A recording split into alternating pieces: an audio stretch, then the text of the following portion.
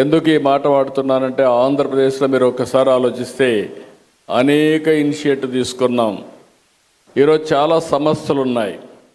ఆ సమస్యలను అధిగమించడానికి మీరు చూస్తే ఆంధ్రప్రదేశ్కి స్ట్రక్చరల్ ప్రాబ్లమ్స్ ఉన్నాయి. బైఫర్కేషన్ అయ్యింది. నూతన రాష్ట్రం, అగ్రికల్చర్ ఎకానమీ, అర్బన్ పాపులేషన్ లేదు, అసలు రాజధాని లేదు. నాలెడ్జ్ ఎకానమీ కూడా హైదరాబాద్కే పరిమితమైంది. ఆ సందర్భంగా ఇక్కడికి వచ్చినప్పుడు ఎక్కడికక్కడ ఏ విధంగా ఇవన్నీ బ్యాలెన్స్ చేయాలని 10 సంవత్సరాల మునుపు జరిగిన బైఫర్కేషన్, తర్వాత ఫర్దర్గా జరిగినటువంటి డ్యామేజ్, ఈ రెండు కూడా ఫ్లెక్సిబిలిటీ లేని పరిస్థితికి వచ్చింది. ఇక్కడే బ్యాంకర్స్ ఉన్నారు.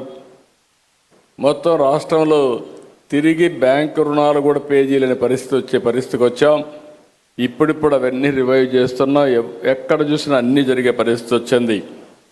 అయితే ఒక మాటలో చెప్పాలంటే ఇవన్నీ చేయగలిగామంటే వెంటిలేటర్ పై నుండే ఆంధ్రప్రదేశ్ ఎకానమీని బయట తీసుకొచ్చిన ఘనత కేంద్రానిది. దానికి నాయకురాలు నిర్మలా సీతారామన్ గారని చెప్పి కూడా నేను మీకు తెలియజేస్తున్నా.